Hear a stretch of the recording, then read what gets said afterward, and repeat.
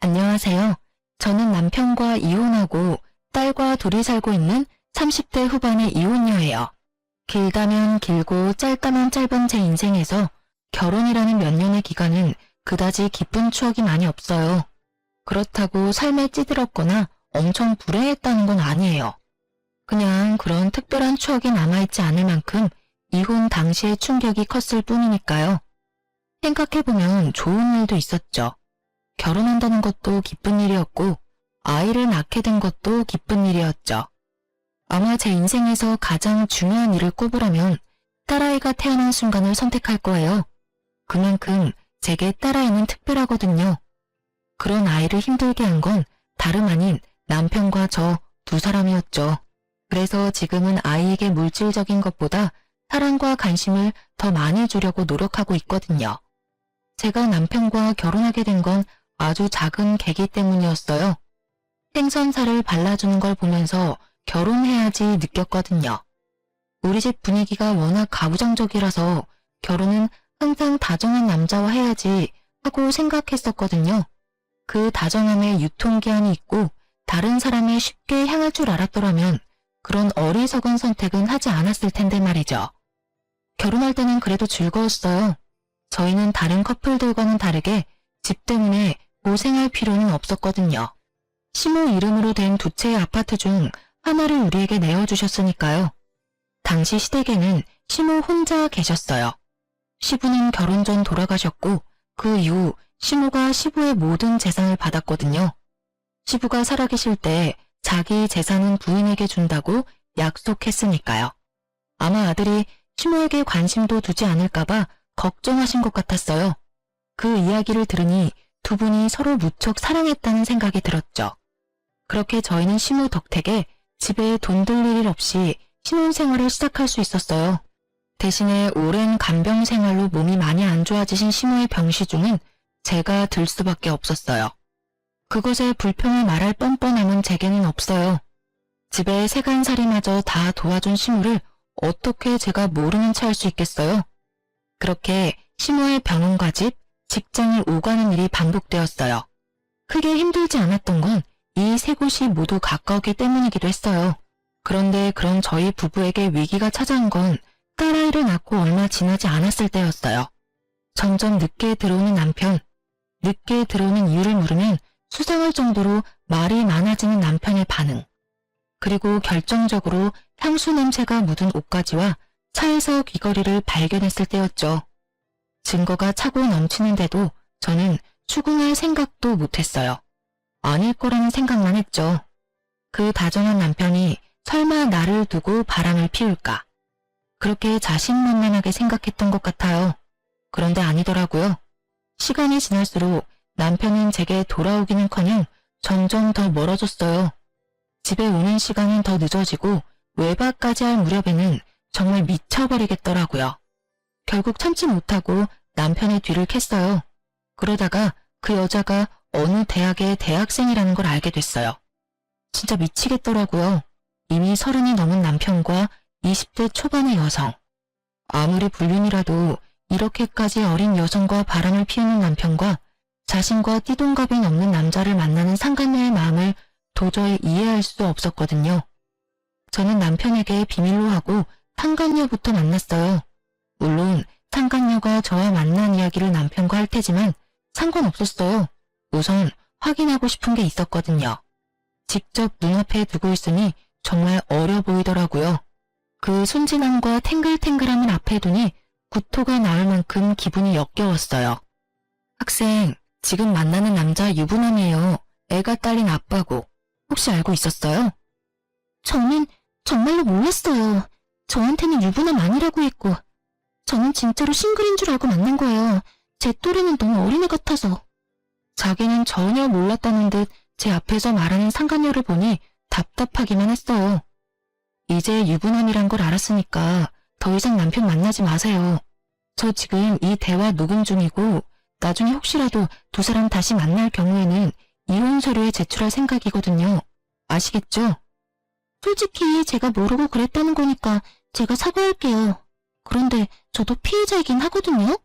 유부남인 줄 모르고 만났는데 왜 제가 이런 취급 당해야 하는 건지도 모르겠고. 그러니까 더 이상 만나지 말라고요. 안 만나면 이런 취급 당할 이유도 없죠. 설마 유부남인 거 알고도 만날 생각이에요? 그건 아니죠.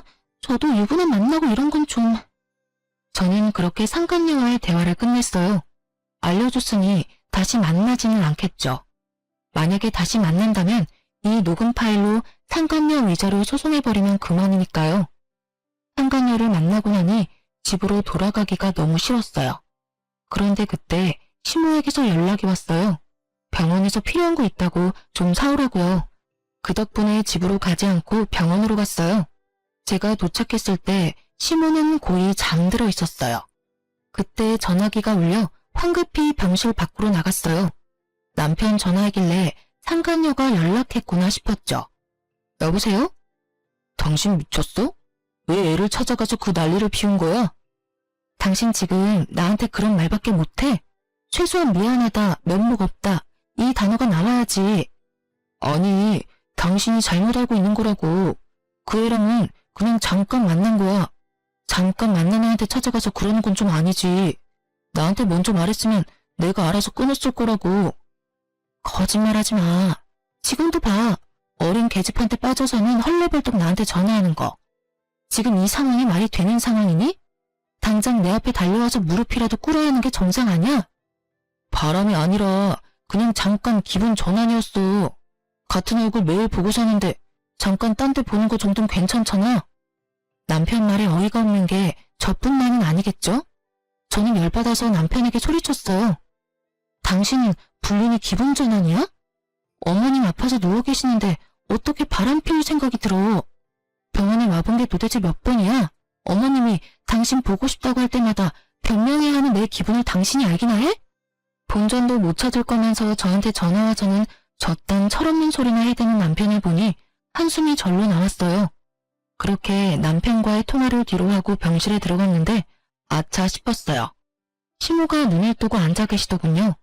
전화 내용을 들었을까봐 걱정되던 차에 시모가 제게 말하더라고요. 재훈이한테 전화해서 내일 병원 오라고 해라. 제가 아무 말 없이 가만히 있자 시모가 자기 핸드폰을 찾더라고요. 어머님, 몸도 안 좋은데 움직이지 마세요. 제가 그 애한테 문자 보내놓을게요. 결국은 문자를 보내고 다음날 저와 남편은 병원 앞에서 만났어요. 남편은 외박을 했거든요.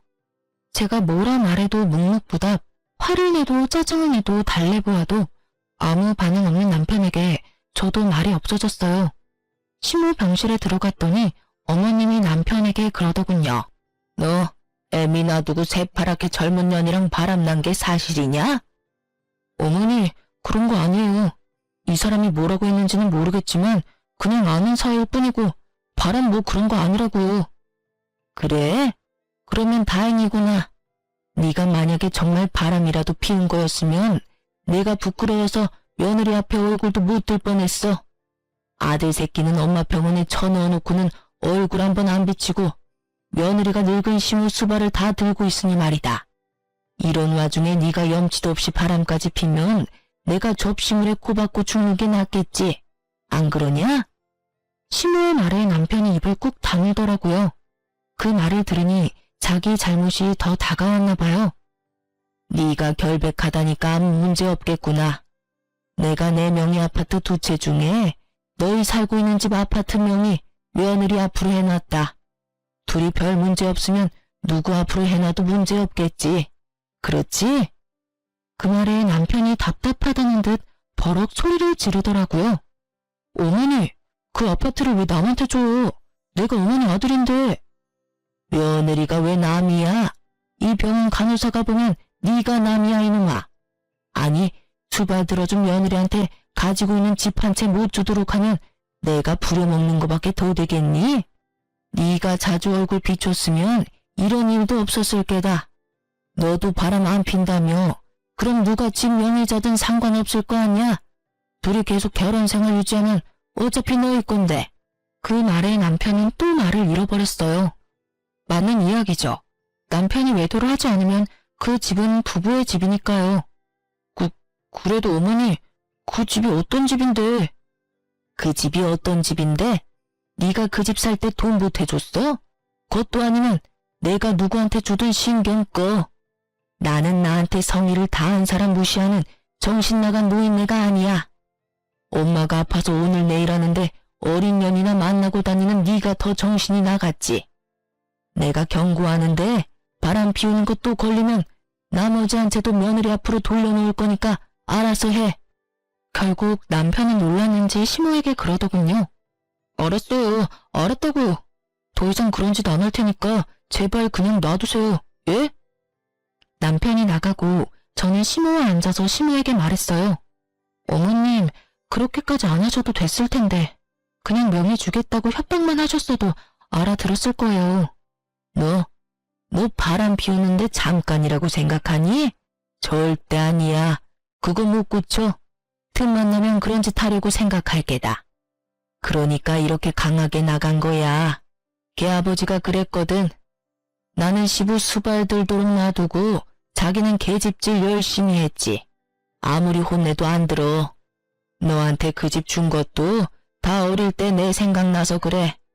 다행히도 남편이 다른 여자한테 집을 준 건 아니어서 집 두 채가 남았지만 말이다. 시모 이야기를 들으니 시모도 힘들었겠다 싶겠더라고요. 아무리 아들이라도 아들 모습에서 시부의 모습을 봤을 테니 더 엄하게 말한 것 같았어요. 그렇게 저는 제 명의 아파트 한 채가 생겼고 남편은 그 여자와 더 이상 연락을 안 하는 듯 하더군요. 집에도 꼬박꼬박 들어왔지만 대화는 거의 단절 수준이었어요. 그래도 저는 이렇게 시간이 좀만 더 지나면 모든 게 정상으로 돌아올 거라고 생각했어요. 물론 제 바람으로 끝나고 말았지만요. 이상하다는 것을 느낀 것은 남편의 불륜 사건으로부터 몇 개월쯤 지나서였어요. 이상하게 젊은 남자가 제게 연락처를 물어오더라고요. 한 명도 아니었어요. 그리고 솔직하게 말해서 착각할 일도 없을 정도로 너무 어린 남자들이라서 신종 사기꾼들인가 싶은 생각이 들었거든요. 연락처를 물어올 때 거절을 했더니 더 끈질기게 따라붙어서 그 다음부터는 제 연락처를 달라고 했어요. 제가 마음 내키지 않는다 하니 이내 자기 연락처를 주고 돌아갔어요. 그렇게 연락처를 모아뒀다가 혹시나 이 사람들이 사기꾼은 아닐까 싶어서 SNS 검색도 했었거든요. 별거 안 나오는 것 같아서 끄려다가 상간녀 생각이 나서 그 전에 알아놓은 상간녀 SNS에 들어가 어떻게 지내는지 확인하려고 했어요. 혹시 지금도 남편을 만나고 있지는 않은지 궁금했거든요. 그런데 남편과 만나는 것 같지는 않은데 그보다 더 이상한 걸 발견했어요. 상간녀 SNS를 타고 가다 보니 제게 연락한 사람들이 다 있더라고요. 이건 뭔가 문제가 있다 싶었어요. 그래서 그 친구들이 상간녀 친구라는 걸 모두 저장해뒀어요. 그리고 그날 저녁에 오래간만에 노트북을 열었다가 남편과 상간녀의 카톡 대화 내용 백업된 걸 보게 됐어요. 그 파일을 열기 전까지 저는 아직도 두 사람이 만나고 있다는 걸 확인하고 너무 열을 받은 상태였어요. 헤어진다고 했던 건 거짓말이었고 가벼운 사이라는 것도 거짓말이었던 거죠. 몇 달 동안 저를 속이고 그 상간녀를 만나고 있었으니까요. 저는 이번에야말로 절대로 용서하지 않겠다는 마음으로 파일을 열었어요. 그런데 두 사람이 나눈 내용을 보고는 숨이 멎을 뻔했어요. 저를 유책 배우자로 만들려고 남자를 저한테 계속 보낸 거였어요. 제가 연락처를 달라고 했다며 늙어서 젊은 남자 밝히는 거 정말 징그럽다는 이야기까지. 진짜 보고 나서 눈이 더러워질 만한 글들이 가득한 걸 보고는 화가 머리끝까지 났어요. 게다가 두 사람 대화 내용 중에는 저를 유책 배우자로 만들어 이혼하면 그 집 자기한테 돌아올 거라며 상간녀가 그 집에서 빨리 살고 싶다고 이야기한 내용도 있었어요. 둘이 함께 작당 모의를 한 걸 보고 노트북을 부숴버릴 뻔했거든요. 집어던지고 싶은 걸 겨우 참았어요. 남편은 저와 이혼하고 재혼할 계획까지 다 세워놓은 거였어요. 이렇게 들킬 줄 생각도 못했겠죠. 아무리 숨기려고 해도 영원히 숨길 수는 없는 법인데. 그 대화 내용을 보고 저는 남편에게 당장 전화하려다가 일단은 참았어요. 유책 배우자를 만들고 싶어하는 남편을 보니 내가 되갚아줄 수 있겠다 싶었거든요. 그렇지만 걱정되는 건 단 한 가지, 신호였어요. 제가 이혼하고 나면 시모는 낙동강 오리알 신세가 되는 건데 고생 많이 하신 분이 말년에 괴롭게 돌아가시게 만드는 것도 너무 죄송스러운 마음이었거든요. 그렇게 이혼 결심을 선뜻 내지 못한 상황에서 시모가 사망하게 됐어요. 오랜 지병 그리고 마지막에는 폐혈증으로 돌아가셨어요. 그렇게 어머님 초장 치르는데도 남편은 그 여자와 전화통화나 하면서 장래에도 집중을 하지 못하더라고요. 그걸 보니 아 이제 이혼할 수 있겠구나 하는 마음이 들었어요. 시모의 사망이 확인되고 시모 명의 아파트 한 채는 남편에게 넘어왔어요. 남편은 제가 아직 유책 배우자가 아니라서 그런지 이혼하자는 이야기를 선뜻 꺼내지는 못하더군요. 그래서 빌미를 만들어주기로 했어요. 저는 평소 왕래가 거의 없었지만 어릴 때 꽤 친하게 지냈던 사촌 오빠에게 연락했어요. 오빠는 오랜만에 연락한 저에게 놀라면서도 웃으며 받아줬어요. 웬일이야? 웬일이긴 요새 어머님 돌아가시고 마음이 좀 헛헛해서. 바람 좀 쐬고 싶은데 남편이 많이 바빠. 그러니까 오빠랑 같이 가고 싶은데 괜찮을까? 우리 애도 같이 데리고 가서 인사도 시키고 싶고. 당연히 괜찮지. 우리 가족도 같이 부를까? 아니 미안한데 오빠만 나와줄 수 있어? 언니까지 있으면 좀 미안할 것 같기도 하고. 그래, 알았어. 내가 잘 어울려줄게. 와이프한테는 내가 미리 알려두고. 그렇게 저는 유책 배우자가 되기 위해 열심히 사촌 오빠와 재밌는 시간을 즐겼어요. 팔짱도 끼고 같은 차도 타고. 오빠가 왜 이렇게 들러붙냐며 뭐라 할 때 제가 이야기했거든요. 남편이 나 유책 배우자 만들려고 하는데 일부러 그렇게 만들어주려고 한다고요. 그것 때문에 이혼 이야기를 안 꺼내서 내가 답답하다고 그랬더니 오빠가 그럼 이게 낫겠다며 머리까지 쓰다듬어 줬거든요. 사진 잘 찍히라고 말이에요. 애하고 같이 노는 마치 가족 같은 모습으로 2번 정도 놀고 나니 남편이 집에 와서 아주 당당하게 요구하더라고요. 당신 바람 피워? 아니, 그런 일 없는데? 거짓말하지 마. 내가 당신 요새 수상해서 사람 하나 붙였는데 아주 재미있게 놀았더라. 애까지 데리고. 너 이것밖에 안 되는 여자였어? 나한테 바람이니 불륜이니 난리를 치더니 자기는 애까지 데리고 더한 짓 하고 있었잖아. 내로남불 뭐 이런 거야? 증거 있어? 내가 바람 피웠다는 증거. 증거라는 말에 남편은 아주 당당한 표정으로 주머니에서 사진을 몇 장 꺼내더군요. 바로 사촌 오빠와 찍힌 제 사진이었어요. 이것뿐인 줄 알아? 당신 젊은 남자들 연락처 수집하는 거 다 알아. 바람 피우고 싶으니까 젊은 남자 만나는 거지. 이 남자는 그 와중에 걸린 사람이고. 이럴 줄 알았어. 얌전한 고양이 부뚜막이 먼저 올라간다더니 세상 조신한 척은 다 하더니 뒤로는 호박씨 까고 있었네. 저는 남편 말을 한 귀로 흘리며 사진을 물끄러미 바라봤어요. 우리 남편이 참 나한테 관심이 없구나 싶어서요. 사진을 딱 보면 우리가 혈연 관계라는 것을 알 수 있을 만큼 닮은 구석이 그렇게 많은데도 남편이 그걸 알아차리지 못한 게 더 신기했어요. 말 안 한다고 해결될 문제가 아니거든. 당신 지금 유책 배우자야. 문제가 있다고. 위자료에 재산 분할까지 싹 다 해야 하는데 내가 그 부분에 대해서는 하나만 지켜주면 다른 건 다 당신 원하는 대로 해줄게. 우리 엄마가 당신한테 준 아파트 그것만 내놓고 가. 그러면 네가 원하는 대로 다 해줄게. 역시나 그때 본 대화 내용에서 나온 대로 이 사람들이 나를 유책 배우자로 만들려는 이유는 바로 이 집 때문인 것 같더라고요. 저는 알겠다는 말 대신 상간녀를 불러오라고 했어요. 내가 바람을 피웠다고 주장하니까 나도 한마디 할게. 나도 당신이 바람 피우는 거 알고 있었거든? 그러니까 그 여자 데려와. 데려와서 이야기해보자고. 누가 유책 배우자인지. 발뺌할 생각은 하지 말고 그 여자 예전에 나랑 만났을 때 대화 녹음 다 해놨었거든? 솔직히 당신한테는 내가 유책 배우자일지 몰라도 나한테 그 여자는 위자료 청구 대상이야. 유부남인 거 알고 지금까지 만난 거잖아? 그 말에 남편이 잠깐 당황하더라고요. 자기가 바란 건 이런 게 아니었던 건가 봐요. 상간녀를 데려오기 싫어하길래 저는 제 핸드폰으로 상간녀에게 우리 집으로 오라고 말했어요. 상간녀는 도착하자마자 아주 당당하게 마치 이 집 안주인이라도 된 듯 행동하더군요. 아줌마, 왜 절 부르셨어요? 저는 아줌마랑 할 이야기 없어요. 어차피 아줌마랑 오빠랑 이혼할 건데 왜 제가 아줌마랑 이야기해요? 그냥 남편분이랑 하세요. 말끝마다 아줌마 하는 젊은 년을 보니 저도 확 피가 솟구치더군요.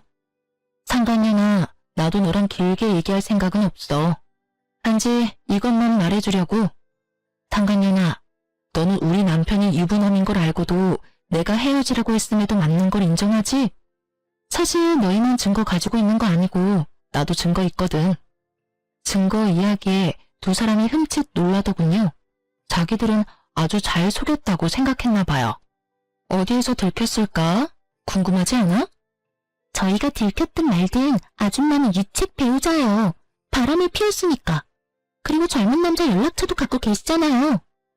그래서 나한테 할 이야기는 그게 다니? 상간녀나? 뭘 또 바라시는데요? 미안하다, 뭐 그런 말 바라시는 것만 꿈 깨세요. 제가 왜 아줌마한테 미안해요? 솔직히 사람 마음이 마음대로 되는 게 아니잖아요. 사랑이 바뀌면 당연히 기존에 있던 사람은 사라져줘야지. 싫다는 남자한테 뭐하러 매달려요? 쪽팔리게. 나 같으면 그냥 짐 싸서 빨리 나갈 것 같은데 뻔뻔해라. 그렇지. 그래서 너희들이 나한테 이혼 이야기할 때까지 기다렸어. 제 말에 순간 두 사람 다 멈칫하더라고요. 그러게요. 제가 이혼을 기다렸다고 하니 당황했나 보더라고요. 당신 이혼하고 싶다고 했지? 이혼해. 나도 이혼 생각하고 있었어. 당신이랑 그 상간녀 여전히 만나는 거 알았을 때부터. 근데 이 집은 당신한테 못 줄 것 같은데? 나 당신이 나를 유책 배우자로 만들려고 한 거 다 알고 있었거든. 그러니까 다음은 서로 변호사 대동하고 이야기하자.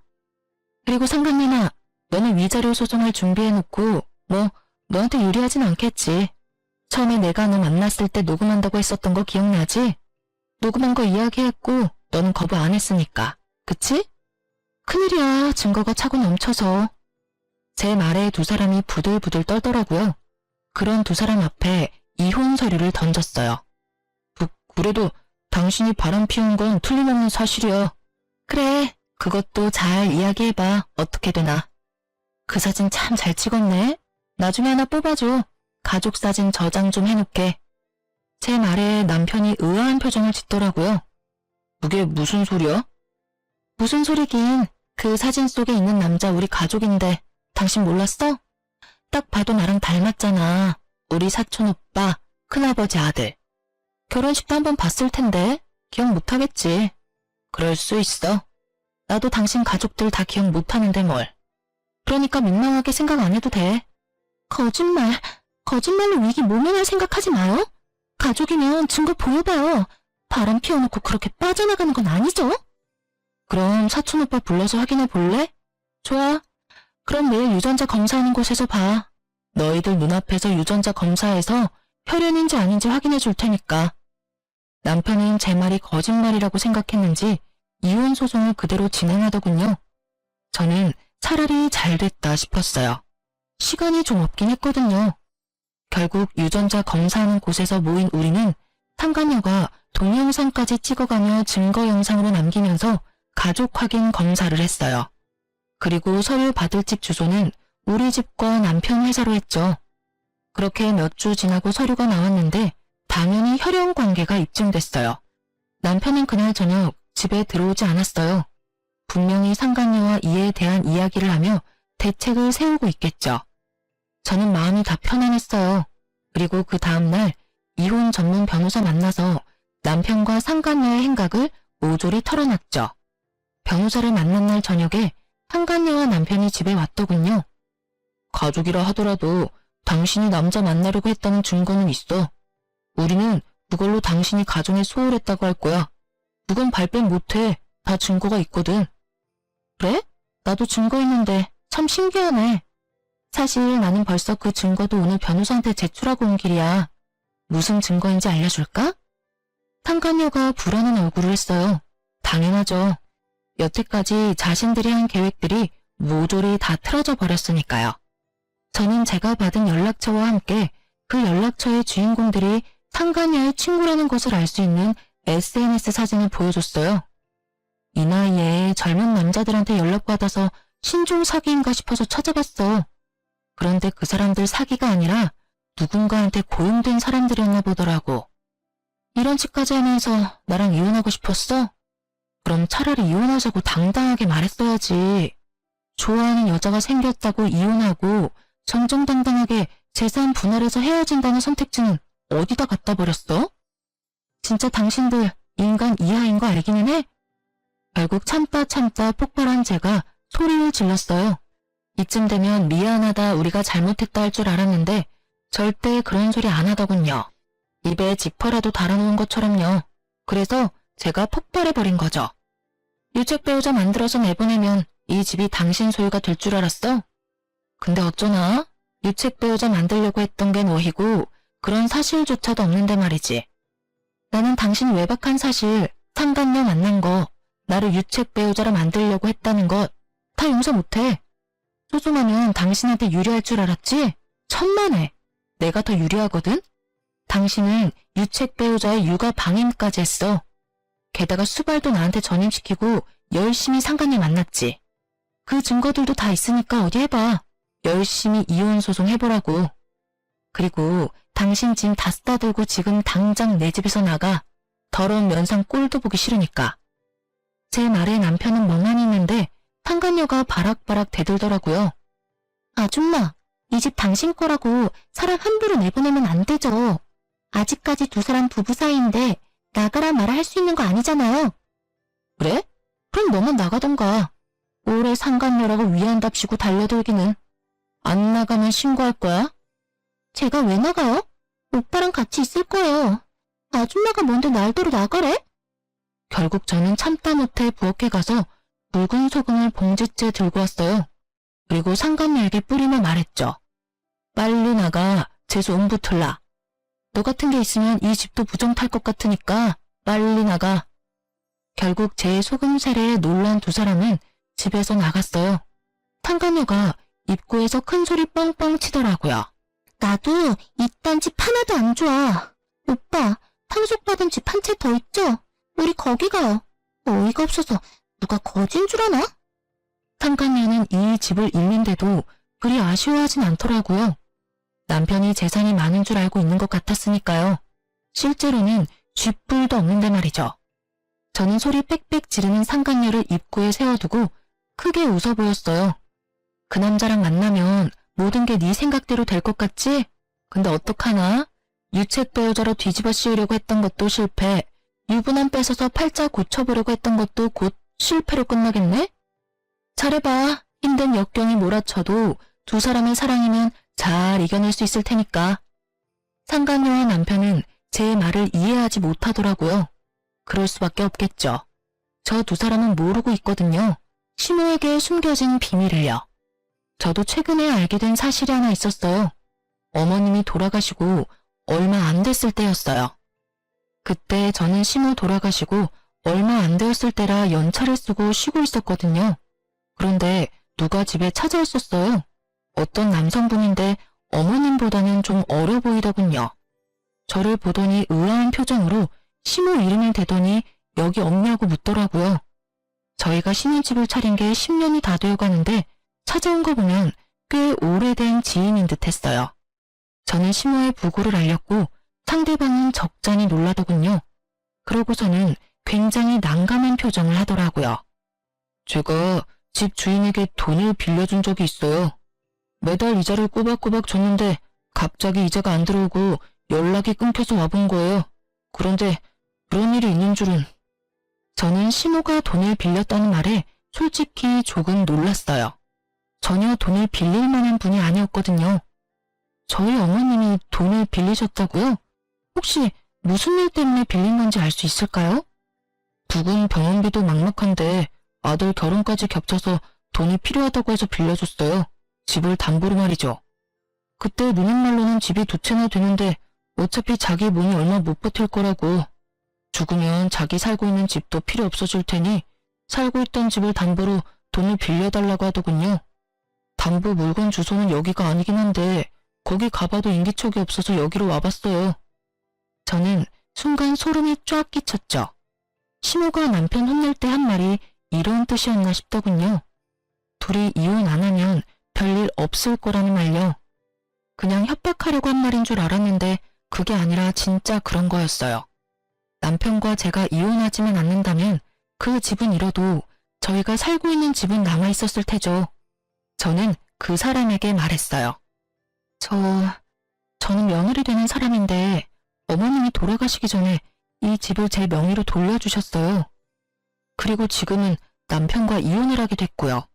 혹시나 어머님께 빌린 돈 받으시려면 제가 아니라 아드님한테 따로 연락하시는 게 좋을 것 같네요.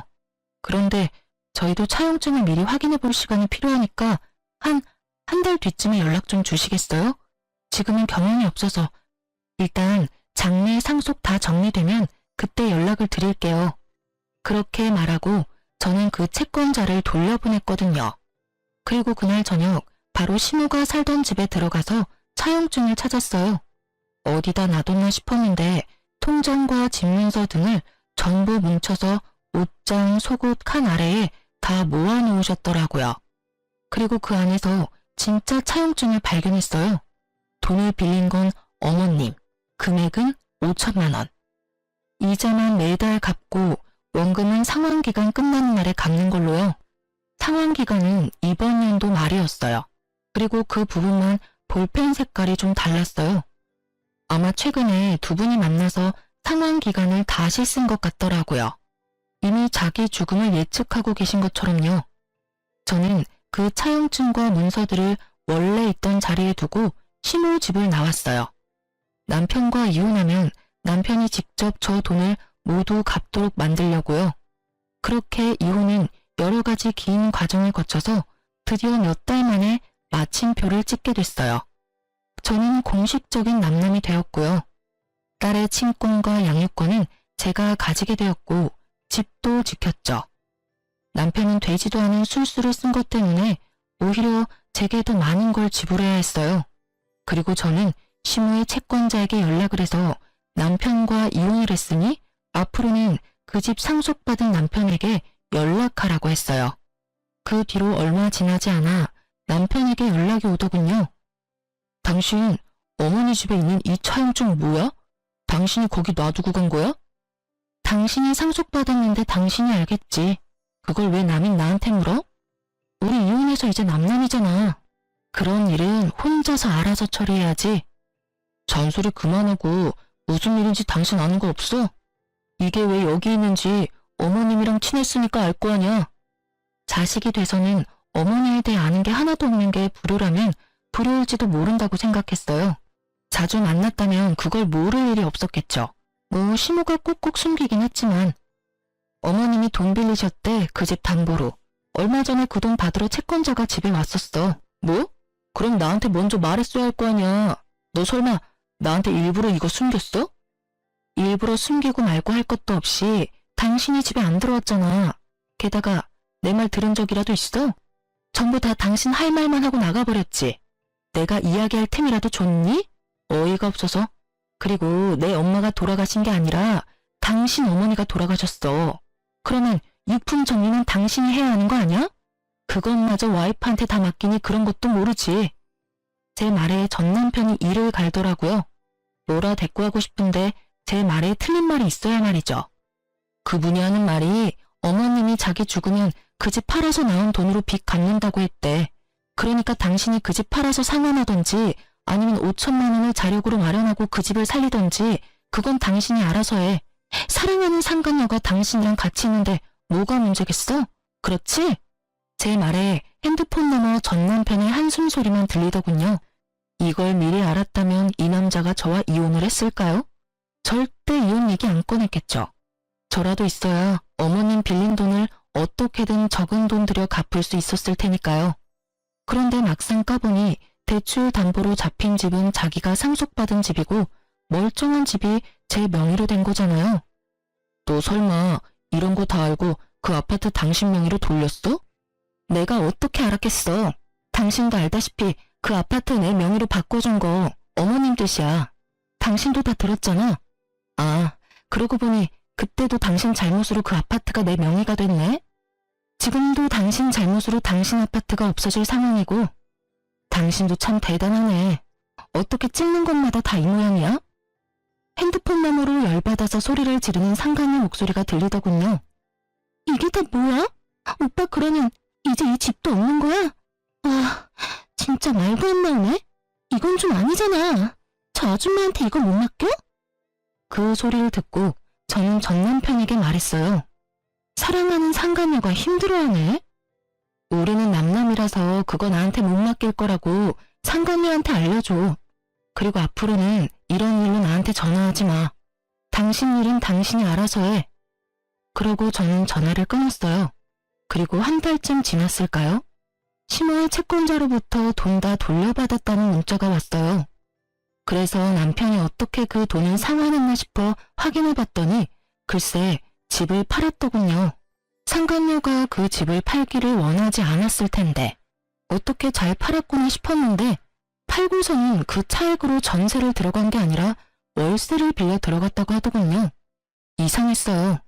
못해도 억은 넘는 집 팔고 5천만 원 갚고 나면 돈이 남을 텐데 그 돈이 다 어디로 갔냐 그 말이죠. 남편은 2달 뒤에 제게 찾아왔더군요. 그러고는 제발 용서해달라며 무릎부터 꿇었어요.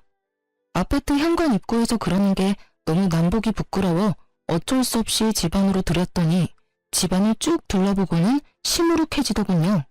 자기 흔적이 다 사라져서 그랬던 것 같은데 어쩌라고요. 이제는 딸이랑 둘만 사는 집인데. 여기 왜 왔어? 당신 이미 이혼했고 남남이야. 애가 보고 싶으면 면접 교섭권 써서 밖에서 만나던지. 미안해. 여보, 당신 없이 사는 거 너무 힘들어. 나한테는 당신이 필요하다는 걸 이제야 깨달았어. 그러니까 제발 딸이랑 같이 내 곁에 돌아와주면 안 될까? 무슨 귀신 씨나를 까먹는 소리야. 실없는 소리 할 거면 집에 가. 어이가 없어서. 젊은 여자 쫓아서 이혼하자고 한 건 당신이야. 그런 일을 당하고도 널 받아주면 내가 여기 왜 있어? 절에 가서 비구니가 되던지 성당 가서 수녀님을 했겠지. 난 그렇게 이해심 많은 여자가 아니야. 그러니까 제발 헛소리 좀 그만해. 나 그 집 팔고 남은 돈 그 여자한테 다 뺏겼어. 내가 그 집 팔고 나가야 한다고 했더니 이상하게 조용하더라고. 그래도 돈부터 갚아야 해서 집을 팔고 전세 계약하려고 했는데 걔가 전세 계약금으로 뒀던 돈 다 들고 날랐어. 나는 빈털터리로 급한 김에 월세방 얻어서 살고 그래서 그게 우리 집에 올 이유가 되긴 해. 당신이 나 싫다고 떠나갔으면 그 여자를 찾아다녔어야지. 찾았는데 남자가 있었더라고. 나 만나는 동안에도 계속 친구라면서 만나던 친구 있었어. 그런데 둘이 동거하고 있더라고. 집에 있는 거 분명히 아는데 나오지도 않고 그 남자만 내보내서 말 시키고 그 남자가 하는 말에 충격받아서 집에 돌아왔어. 뭐라고 하던데? 둘 사이에 애라도 생겼니? 그게 아니라 돈도 없는 게 젊은 여자는 왜 찾냐고 모욕적인 말을 하더라고. 그 이야기 듣고 완전 열받아서 거기에 한바탕 난리 피워주고 그렇게 집에 왔어. 그리고 그 여자한테 경고 날렸지. 돈 안 돌려주면 혼인빙자 사기로 신고할 거라고 했더니 겨우 반쯤 돌려주더라. 나머지는 또 어떻게 받아야 할지 걱정이야. 그 이야기를 듣는데 웃음이 나더라고요. 둘 다 참 저한테 한 집보다 더 크게 당했더라고요. 그렇게 좋아 죽고 못 살더니 결국에는 서로를 향해 칼끝을 들이대는 사이가 됐으니 알아서 걱정해. 난 그런 사실 알고 싶지도 않고 관심도 없어. 그리고 나 늙을 만큼 늙었거든? 당신 취향의 젊은 여자나 계속 찾아봐. 늙어빠진 아줌마 찾아오지 말고. 저는 그렇게 말하며 헛소리 실실 해대는 전 남편을 집에서 내쫓아버렸어요. 집에서 내보내고는 한참을 웃었어요. 아까 웃지 못한 것까지 앞에서 펑펑 웃었죠. 어떻게 웃지 않을 수가 있겠어요? 그렇게 호되게 당한 전 남편과 상간녀를 보니 너무 고소해서 실소가 터져 나오더라고요. 그렇게 저와 전 남편의 인연은 그렇게 뚝 끊어졌답니다. 그 뒤로 연락 한 번 오지 않았으니까요. 솔직히 딸아이 생각하면 남편의 존재가 아쉽기도 하지만 딸아이는 아빠라는 존재에 대해 그다지 관심 자체가 없더라고요. 나중에 혹시 애 정서에 문제가 있는 게 아닐지 걱정되어서 진지하게 물어봤는데 아무 느낌이 없는 건 아니라고 하더군요. 다만 자기가 원하는 건 다정하고 좋은 아빠인데 아빠가 젊은 여자랑 바람나서 모든 걸 잃고 망한 아빠라는 걸 알고 나서는 그냥 너무 한심해서 관심이 없어지더랍니다. 참 부모가 돼서 이런 취급 당하는 것도 피해야 할 일 중에 하나겠죠. 저는 남편과 이혼 후에 착실하게 딸을 서포트하며 잘 살고 있어요. 가끔 어려울 때도 있기는 하거든요. 제가 이 집과 위자료를 받기는 했지만 그것이 육아와 살림에 커다란 도움이 되지는 않거든요. 그렇지만 지금 딸과 둘만 보내는 시간이 남편과의 결혼 기간보다 더 많은 추억과 기억을 만들어주거든요.